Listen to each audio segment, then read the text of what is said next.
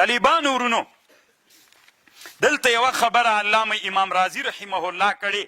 الله دې په امام رازي باندې رحم وکړي. طالبانو ورونو خبره به یې ورې واورو چې امام رازي رحمه الله څه وایي. امام رازي رحمه الله داسې لیکلي دي، اصل کې دا خبر جارالله زمخشري کړي. ما تاسو ته په صفاتو ډېر ښه بحث کړی طالبانو ورونو، چې خو نه درنه ویرېږي معتزله، اهل سنت، مجسمه. په اهل سنت کې شرذمه قلیله، اکثر اهل سنت څه ویلي طالبانو. اوس طالبانو راځئ، رحمان جارالله زمخشري وایي رحمان د رحمت نه مشتق ته، رحمت رقت ته زړه ته وایي، د زړه نرمي. نو الله خو زړه نه لري، ځکه که دلته د حقیقي معنا اخلي، که څوک اخلي، څوک ورسره راځي، جسمیت راځي. نو چې جسمیت راغی د الله په حق کې دا خطرناکه مسله ده. لیس کمثله شیء. که څه وکړو د یوې داسې چل به وکړو د حقیقي معنا که اخلو، چا باندې راځو؟ جسمیت راځي. نو تاویل واجب ده. معتزله وایي ښه تاویل څنګه کوو؟ وی د الله کوم صفات چې دي په ابتدایي معنا په لحاظ نه راخلو، د چا په معنا یې راخلو؟ انتهایی معنا په لحاظ باندې. د چا په لحاظ باندې؟ انتهایی معنا په لحاظ باندې راخلو. یو سړی چې په چا باندې زړه مهربانه سي، چې ورسره کوي احسان، نو د انتهایی معنا په لحاظ راخلو. نو رحمان څه معنا طالبانو؟ محسن. الله څوک ده؟ رحمان څه معنا؟ محسن. تاویل یې وکړه که نه؟ خبر پوه شو؟ دا د معتزله رایه. اوس طالبانو د الله یو صفت دا ده غضب. غضب الله. الله نو غضب څه ته وایي؟ غلیان الدم، وینه په چا باندې راتلل؟ په جوش باندې. نو دا خو طالبانو که حقیقي معنا راواخلې د غضب، نو حقیقي معنا سره خو جسمیت لازم ده. نو چې هغه لازم سو، څوک را لازمیږي؟ جسمیت. نو بس موږ له دې نه تښتو، له حقیقي معنا نه مجازي معنا ته ځو. نو چې د قرآن ممجد الله په صفاتو کې مجازي معنا راواخیستله، بزتي معتزله وایي کار جوړ سو.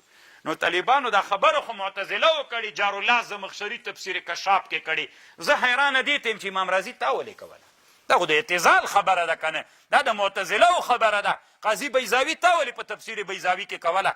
طالبانو دا علمي تحقیق دومره کمزوری ده چې علما کله تفسیر بیضاوي وایي، همدغه خبر د بیضاوي علما طالبانو ته هم تحقیق کې هغه کوي. تاسې بیضاوي هم دا بس وله طالبانو.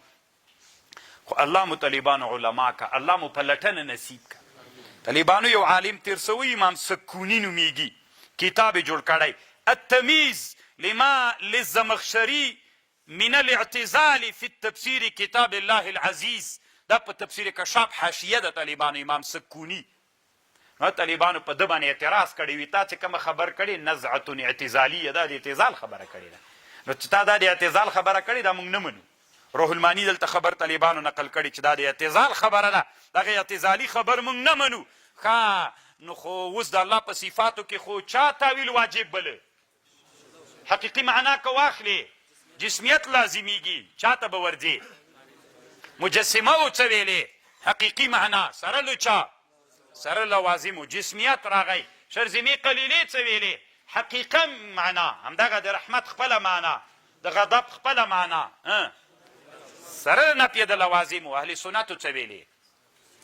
الله پاکه ته رحمان یې، د تا په حق رحمانیت چې ته د ځان دپاره کومه معنا تېر مرادې موږ په هغې ایمان لرو. دا د چا رایه سوه؟ اوس طالبانو که دغسې د الله ټول صفاتو سره خو بیا څوک لازمیږي؟ جسمیت. اوس علم، الله عالم ده که نه؟ علم چاته وایي؟ حصول صورت الشی. نو حصول صورت الشی طالبانو خو دا خو جسمیت لازم سو. نو خو بیا به تاویل کوي. نو چې تاویل دیو که په بله ورته کې لاړلې، نو که خبردار الله ته عالم یې په کومه معنا باندې چې تا د شانه سره مناسب ده، په هغه معنا ته عالم یې. عالم خو یې، خو د تا علم، زموږ علم خو د الله علم نه ده که نه؟ زموږ علم صورت الشی حصول د الله علم، الله د تا د شان سره چې څه رقم ته موافقه دغسې علم لري. خبر مې پوه شولی؟ معتزله و چې جارالله زمخشري د رحمان معنا په چا وکړه؟ د الله خپله معنا، د الله بل صفت محسن ده. که رحمان څه سو؟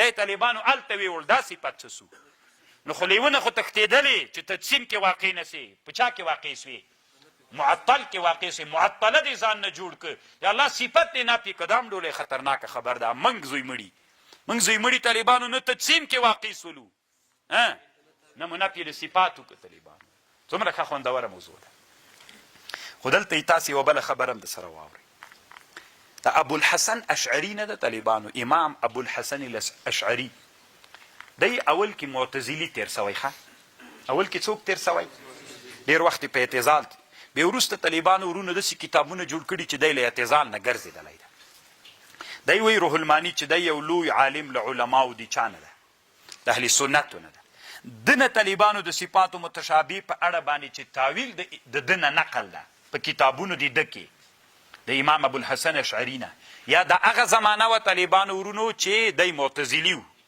یا دا له ده نه ثابت بیخي دینه ځکه ده وروستنیو کتابونو کې هغه بیرته رد کړي نو بعضې علماو چې له ده نه نقل کړی هغه یې د ده له هغه کتابونو نه نقل کړی ده چې هغه د اعتزال په زمان اوس هم طالبانو علمي میدان کې کم علماو ته دا معلومات چې د کوم کتابونه د اعتزال دی وخت د کوم ده تاسې دغه وګورئ بیا تاسو ته معلومات کیږي ډېر ښه کتاب د طالبانو لږ دا کتاب خامخا بیا وګورئ وایي خلۍ مازدیګري دا اوس ګورئ تبیین کذب المفتري تاسو ته معلومات کیږي چې دا طالبانو څومره وخت پیته او څومره سرسخت معتزلي تیر سوی ده چې الله عز وجل بیا اهل سنتو ته راوسته وایي د یو مشهور کتاب ده چې دیم وی الابانه باصول الدیانه دا طالبانو د هغه کتاب ده چې دا د اهل سنت په زمانه کې جوړ سوی اعتزال یې رد کړی طالبانو الابانه باصول الدیانه ډېر ښه کتاب د طالبانو له ما سره شته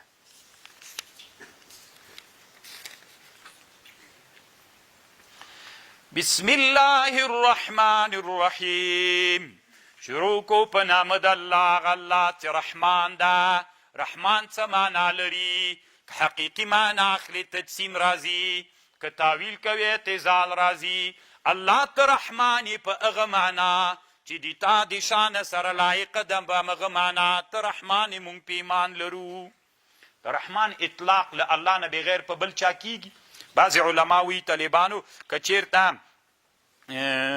که معرب وي بیا نسی کیږي که نکیره وي بیا الرحمن بغیر د الله نه په بل چا اطلاق نه رحمان لالا بیا طالبانو اطلاق صحیح کیږي ځکه نکیره شوله اما طالبانو صحیح خبر دا ده د رحمان اطلاق له الله نه بغیر په بل چا باندې نه کیږي